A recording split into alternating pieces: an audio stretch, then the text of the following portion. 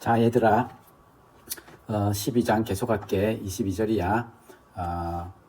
그때 사람들이 귀신이 들려서 눈 멀고 말 못하는 사람 하나를 예수님께 데려온 거야. 눈이 멀고 말을 못하는데 귀신이 들렸다 그러지. 귀신 들린 것이 이런 것도 하는구나. 귀신이라는 건 사실 우리 그 하얀 소복 입고 그런 거의 귀신은 아니야. 사탄이지. 사탄이 우리 이 사람을 장악해서 눈이 멀게도 하고 말을 못하게도 하고 이렇게도 한다. 이런 정도 지금 알면 될 것 같아. 근데 그 우리나라에 김기동이라는 이단이 있었어.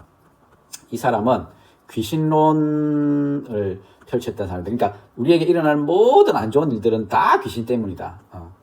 그래서 감기 걸려도 귀신 때문이고, 뭐 교통사고가 나도 귀신 때문이고, 뭐 하면 귀신이고, 뭐 모든 것을 귀신으로 연관시킨 사람이었던 거야. 그래서 이 사람은 그래서 귀신을 쫓아내줘야 된다 하고, 귀신을 쫓아낸다고 하고, 막 그래 사람들을 많이 모았었지. 이단이야, 이단. 그런 거 아니야. 예수님이 그를 고쳐주니까 말을 하고 보게 된 거야. 우리가 놀라웠는데, 이 사람 다윗의 자손이 아닌가? 이 다윗의 자손이라는 건 암호 코드 같은 거야. 이스라엘 사람들에게 다윗의 자손이라는 말은 메시아라는 뜻이거든. 메시아. 메시아는 이 기름 부음 받은 자 이런 뜻이지. 기름 부음 받은 자. 그래서 우리를 구원해줄 구원자라는 그런 뜻이기도 하고. 그래서 다윗의 자손 아닌가? 우리가 기다리던. 그러나 바리새파 사람들은 이 말 듣고 이 사람 귀신의 두목 바알세불 힘을 빌지 않고는 귀신을 못 쫓아낸다 이가. 그러니까 귀신의 두목을 힘입어서 귀신이 쫓아낸다. 그러니까 인마는 귀신하고 한패다 이런 거야. 예수님이 그 생각을 하시고 어느 나라든지 서로 갈라지면 망하잖아. 어느 도시나 가정도 서로 갈라지면 버티지를 못하지. 사탄이 사탄을 쫓아내면 어떻게 사탄의 나라가 서겠냐.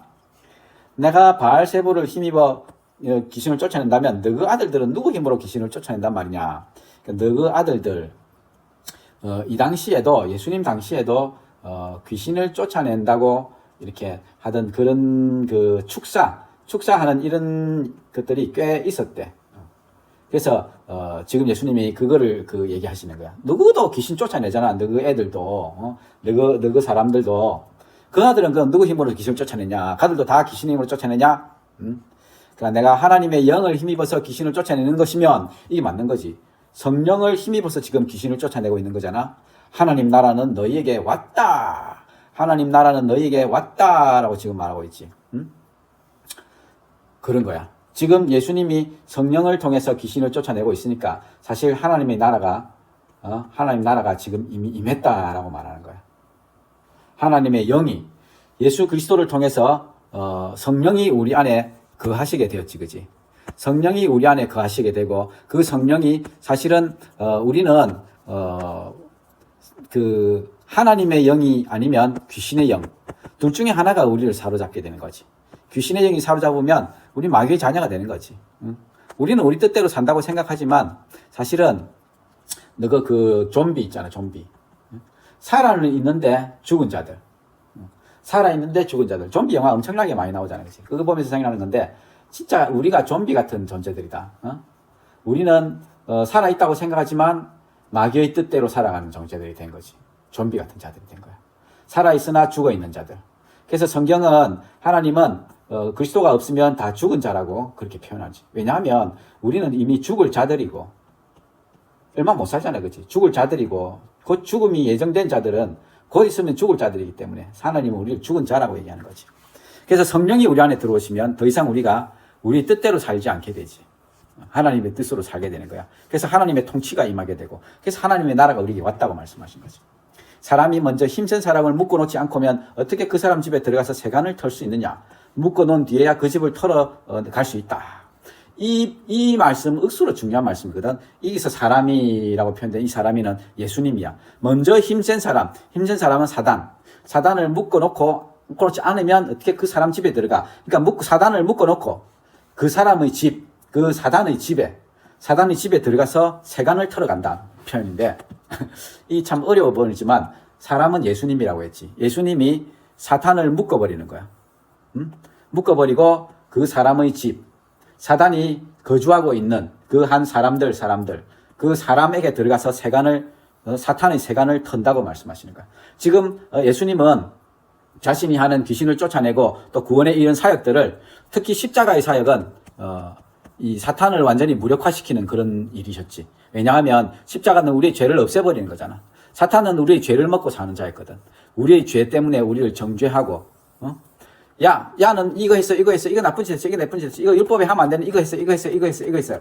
그러니까 야는 지옥 가야 되는 거예요. 이렇게 우리를 정죄하는 게 사탄이었는데, 예수님의 십자가는 우리의 죄를 없애버리니까 사탄이 우리를 더 정죄할 수 없게 돼버린 거지. 사탄이 우리한테 아무 뭘 할 수가 없게 된 거야.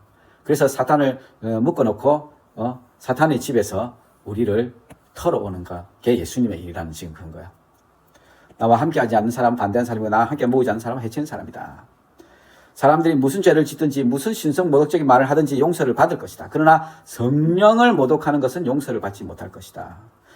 인자를 거슬려, 예수님을 거슬려 말하는 사람, 예수 그거 뭐 진짜 이렇게 말하는 사람 용서를 받는다. 그렇지만 성령을 거슬려 말하는 사람은 이 세상에서도 오는 세상에서도 용서를 받지 못할 것이다. 성령을 모독하는 자, 성령을 거슬려 말하는 사람, 이게 용서받지 못할 죄가 된다는 거야. 용서받지 못할 죄. 용서받지 못할 죄는 없다 이렇게 생각하는데 용서받지 못할 죄가 있다고. 지금 이 바리새인들이 지금 특히 지금 그러고 있는 거야. 성령을 모독하고 있는 거야. 지금 예수님이 성령을 힘입어서 우리의 귀신을 쫓아내고 이렇게 하나님의 나라를 임하게 하시는데 이 성령을 모독하고 있는 거거든. 결국 바리새인들은 용서를 받지 못하고 예수님이 정말 욕하는 그런 자들이 되어버린 거야. 나무가 좋으면 그 열매가 좋다고. 나무가 나쁘면 열매도 나쁘지. 그 열매로 그 나무를 안다고. 그 열매로. 지금 바리새인들의 열매는 뭐야? 바리새인들의 열매. 바리새인들의 열매는 지금 바리새인들 보고 예수님이 말씀하시는 독사의 자식들아.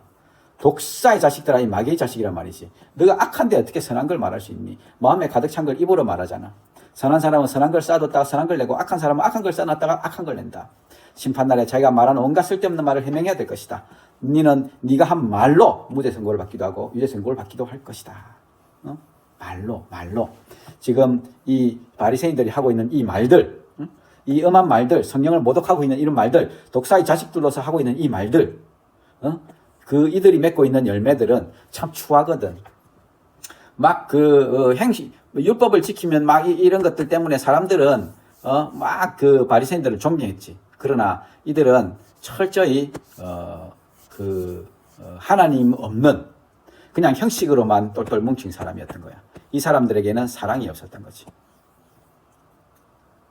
예수님은 그 형식이 아닌 사랑을 우리에게 알려주시려고 했던 거지. 사랑.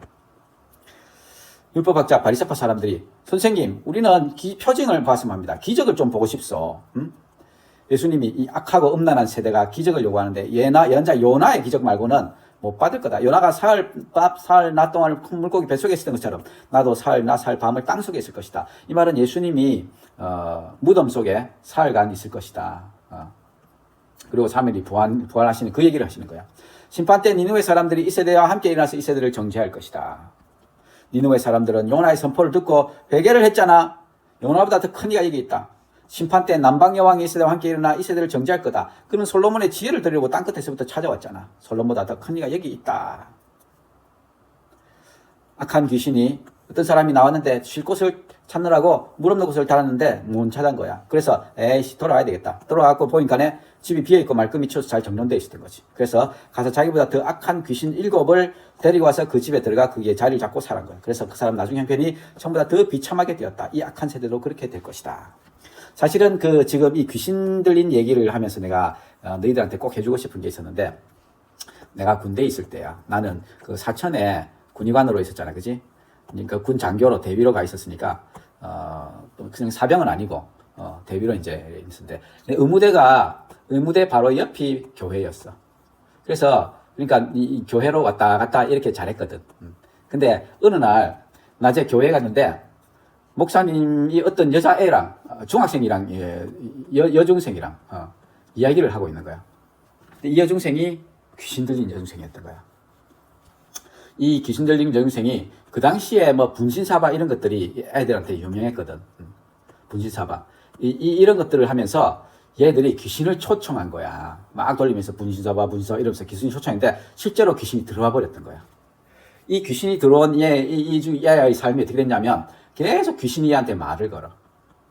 귀신이 계속 말을 걸고, 귀신이 계속 말을 걸고 또 이상한 걸 보이게 하고 또 귀신이 이상한 말도 하게 하고 막 이런 거였지.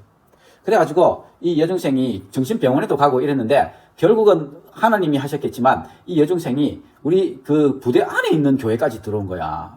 부대 밖에 사는 애인데. 그래갖고 목사님하고 이제 만남이 시작된 거지. 그래서 이제 목사님이 이제 우리를 소집한 거야. 집사들하고 좀 이래 중직자들을 소집해갖고 이 여중생을 위해서 이제 귀신을 쫓아내는 기도를 시작하게 된 거야. 이 여자아이를 중간에 두고 우리는 다 이렇게 둘러 앉으면서 막 이제 기도를 하는 거야. 대적하는 기도를 하는 거야. 아, 귀신아 물러가라, 물러가라고. 나는 이때 좀 믿음이 적어서 그냥 이 구석에 이런 데 앉아가지고 몇 명 있었거든. 실제로 막 이렇게 대적하는 기도에 참석하지 못한 사람들. 그래서 막 찬송 부르고 그냥 이러고 있었거든, 나는. 근데 난 사실 이걸 내 눈으로 직접 봤거든. 이 여자아이가 막 이렇게 하는데, 대적 기도를 하는데 갑자기 이 여자아이가 목소리가 억수로 굵은 남자 목소리로 바뀌는 거야. 와, 이러면서 이 아이가 막 그러면서 이제 막 이렇게 대적 기도하는 이 사람들하고 막 대적을 하고 막 그러는 거야.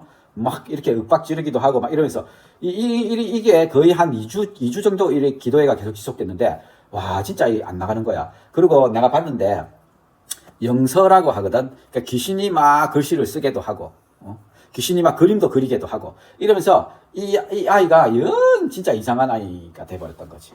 그래서 결국은 우리가 이 귀신을 쫓아내지 못하고 특별히 그 귀신을 잘 쫓아낸다는 기도원이 있어가지고 그 기도원에 가서 이제 이 아이의 있던 귀신을 쫓아내는 그 일들을 했는데 나 그때 이제 그 방언이라는 것도 처음 받게 됐지. 기도하면서 막 그 방언이라는 건 막 혀가 막 틀리면서 이상한 말을 하는 건데 너도 들어봤을 거야. 어쨌든 이때 이 아이의 귀신이 쫓겨난 거야. 그러고 나서 이 아이의 귀신이 쫓겨나가고는 이제 우리 부대 안에 있는 교회에 출석하면서 이제 성가대는 아니고 찬양대 이제 팀에 속해가지고 막 찬양도 하고 이래 했는데, 근데 이 아이가 있던 이 사람들하고의 관계가 문제가 되면서 결국 교회를 안 나오게 되더라고. 그러면서 나중에는 다시 교회를 안 나오게 되고 이제 나중에 들은 소식은 상태가 더 안 좋아졌대요. 지금 딱 이 말씀 읽은 거 이거하고 우리가 똑같은 그런 상황이 이 아이에게 벌어졌던 거지. 그래서 난 사실 이 당시에 귀신이라는 걸 처음 봤거든. 귀신 들린다는 걸. 근데 그 현상을 바라보면서 와, 저게 도대체 뭐지? 와, 저 희한한 저건 도대체 뭘까? 이 정신과적으로 이게 설명되는 것도 아니고 와, 이게 도대체 뭐야? 이러면서 참 마음이 어려웠었거든. 응? 지킬과 하이드 박사처럼 다중인격 장애도 아니고. 그래가지고 그때 확실히 내가 귀신 들린다는 게 있는 거구나. 참 믿음이란 건 신기하다 이렇게 생각했지. 아직도 우리에게 말씀하실 때 어머니와 형제들이 예수하고 말하겠다고 밖에 섰어. 보소, 선생님, 어머니 형제들이 말하겠다고 서 있어요. 누가 내 어머니고 내 형제들이가?